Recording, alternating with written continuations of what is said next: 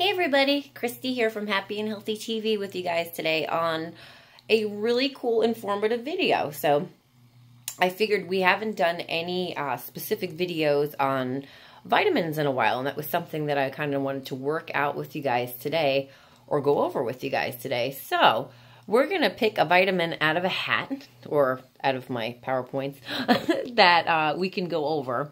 I was going to start with vitamin A, but you know what? Since my computer is on this particular vitamin right now, it just picked it for us. So yay computer for doing that.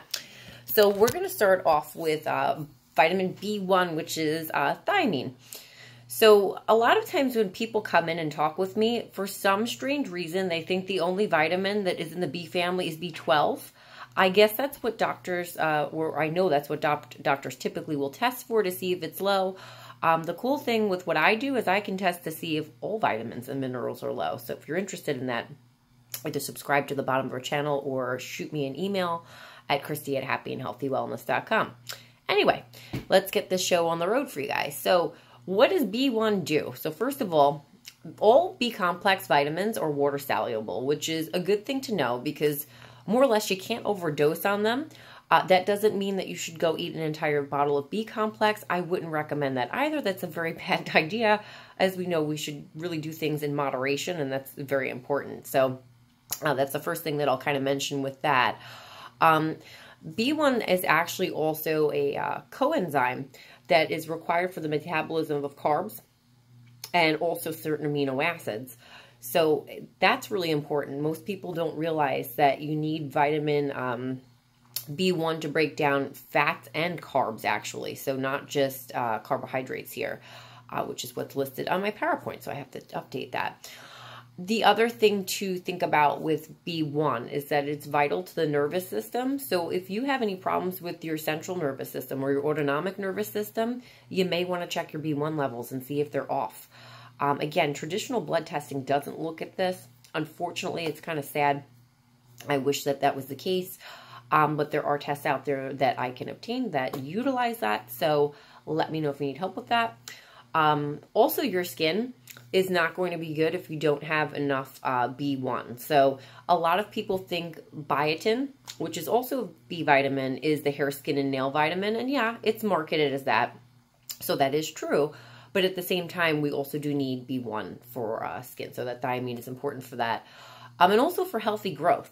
I'm not growing anymore, and most adults, of course, we're not growing anymore, so we don't need it. But when we talk about growth, I do mean hair, skin, and nails, and things that are still growing. So you would certainly want that. So it's not just biotin, which gets all the attention. Poor B1 is left all on its side, and nobody's paying attention to that poor vitamin there.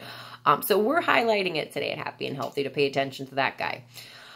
So again, if you're eating any type of carbs like bread, cookies, pasta, cake, whole grains, which, if you come in to see me, I'm probably going to tell you not to eat that much of that stuff or eat less of it and eat more of other things.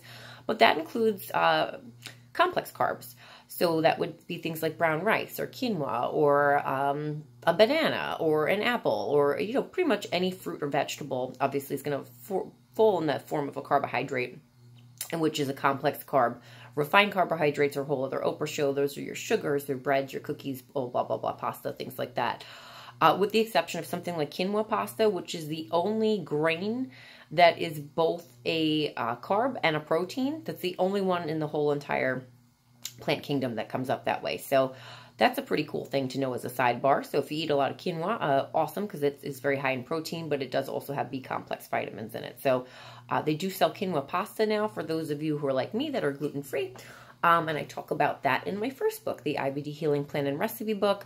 It's also mentioned several times in a book I co-wrote with Dr. Robert Malone called The Disconnected Kids Nutrition Plan, and you'll see my name sprinkled throughout that book. Thank you, Dr. Malone, for allowing me the honor to be published in that book. So what other foods have vitamin B1 specifically? So I'm just looking at B1. I'm not looking at all the other B complex vitamins that are in the B complex family, and we'll go through those. So meat actually has a lot of B1 in it, so particularly liver and pork. All right, so here's the deal with that. I know a lot of patients who don't love liver. To be honest with you, if you want to joke with me, That's like the only food I think I don't care for. I'm sure somebody cooks it well enough where I'll eat it, but I remember eating it once when I was 6, and like, I don't know, it just tasted like, it didn't taste good to me. Meanwhile, I'm sitting there on the side drinking wheatgrass shots and have no problem dumping tea tree oil down my mouth or oil of oregano, which tastes really bad. I've eaten some nasty supplements before and tried a lot of interesting protein shakes and other strange things over the years. Well, not strange, but things that a nutritionist would try out. And I've not really found that I love liver, although I would think with caramelized onions or doing like a pate would probably be really good. So I'm going to give that a whirl again, and I'll report back to you guys on that. Because like I said, I think that's like the only food in the whole food kingdom I don't like.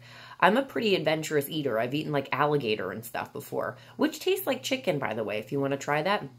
I had it once when I was in Philly and once when I was down in Florida. So another food that's going to be one of it is pork.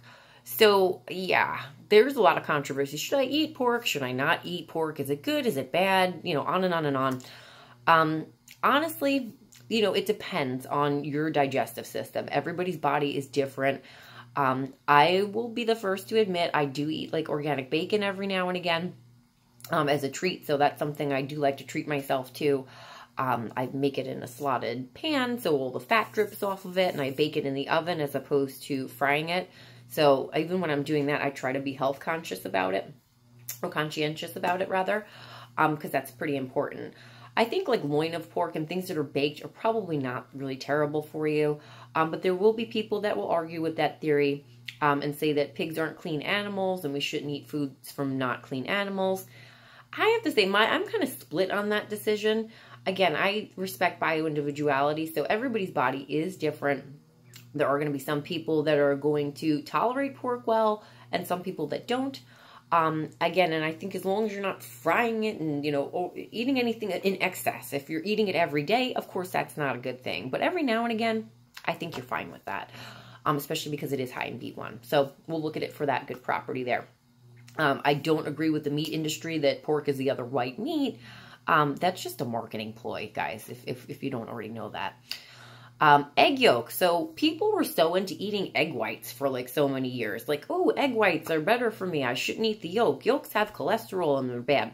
That is such a myth. Poor eggs got a bad reputation when it came to that. I know they still sell those no yolk noodles or something. My father like happens to love those. It's gross, honestly.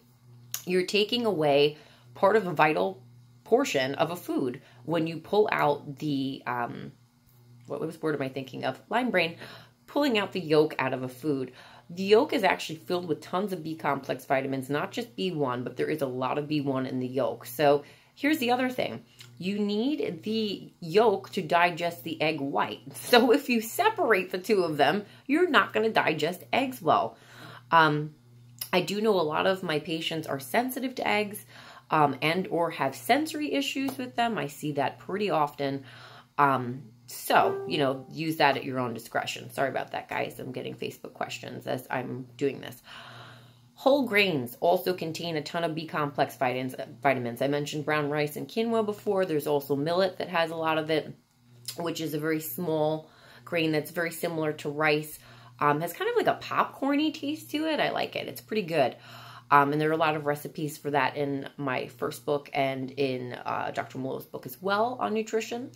Buckwheat. Okay, so contrary to its name, buckwheat does actually not contain any wheat at all. It's actually part of the rhubarb family of plants. So if anybody asks you, you know, if you're gluten-free, if you can eat buckwheat, you absolutely can. There is not any gluten in buckwheat at all whatsoever. So you're safe on that one. Amaranath is another one that's got it in there. Wheat, you'll hardly ever see me recommend. If it's organic wheat and you're not intolerant to it, go for it. I just think it's a very difficult grain to break down, and just in my experience working with patients, it doesn't always sit well, but you know, it does if you're getting a good whole grain like a sprouted bread. My favorite, let me try to think of the brand. It'll come back to me at some point in time. Ezekiel bread. Thank you. My brain popped back in there.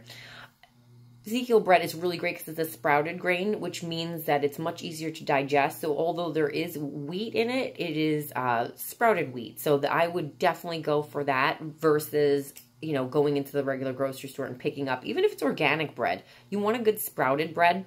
Sprouted breads are a lot healthier versus the non-version, and they have a lot of enzymes built into them to help break it down in the body. So that's important. Corn's another one. Again, here's my recommendation on corn. Please, guys, don't eat genetically modified corn. It just scares me. They splice corn with Roundup. They actually splice the genes with Roundup, which means that part of the genetic component of the plant or the genetic makeup becomes Roundup. Here's my issue with that. Okay, you want to spray your garden with that? Oh, cool. I don't spray my garden with any of those things. I'm very, against putting any chemicals on anything. But if we look at corn, when it is genetically modified, that is of concern. When a bug eats corn that's Roundup ready, as we call it, or genetically modified with Roundup, which if it's GMO, it's not organic, it's definitely genetically modified. It's very difficult to find corn which is not. If you can buy frozen corn, Cascadian Farm sells that. You can get it frozen. I just so happened to go to my local grocery store this week, and they actually had fresh organic corn. I think I got 2 ears and paid like $6 for it. That's fine. Like, I miss corn. I was happy to eat it. But my point that I was trying to make before I jumped over where I was going with that is, yeah, corn is usually genetically modified unless otherwise specified. And when bugs eat it, their stomachs explode. And that's what causes them to die from the Roundup. So what do you think happens to you in your body? Granted, we're not the size of a bug. We're much larger if you ate Roundup Ready corn. I would wager to bet that would cause some digestive problems over time. So, like, my one go-to snack if I'm going to be bad is guacamole salsa or pico de gallo and organic corn tortilla chips. Like, that's, like, the one thing I've not been able to give up, but at least it's organic, and I'm eating, like, fruit and, you know, vegetables with it, so it's not horrible.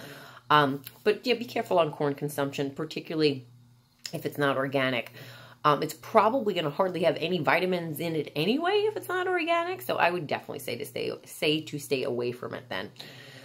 Okay, what other foods do we have here? So poultry, so chicken, turkey, Cornish game hen, like those types of things.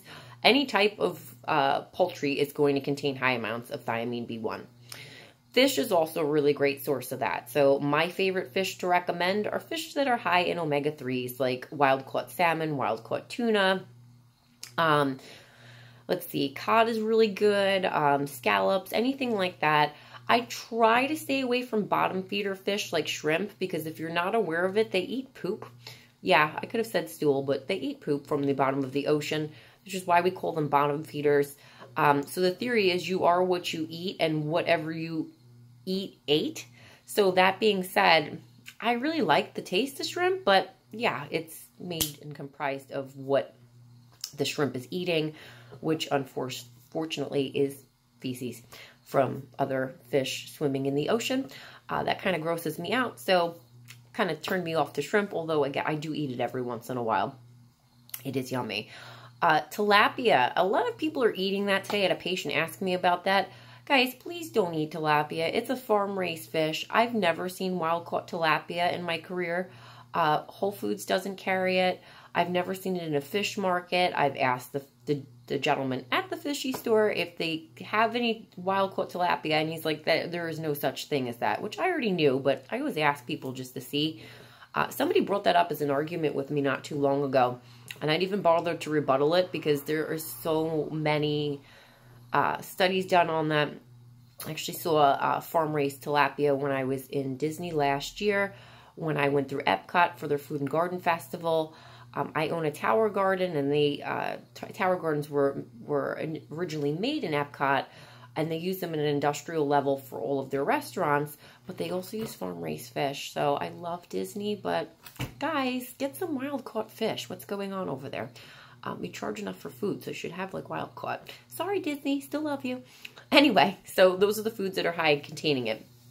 So here's another thing. If you have malabsorption issues and you're not absorbing B1, you can see some health problems arise from that, and that certainly is a concern.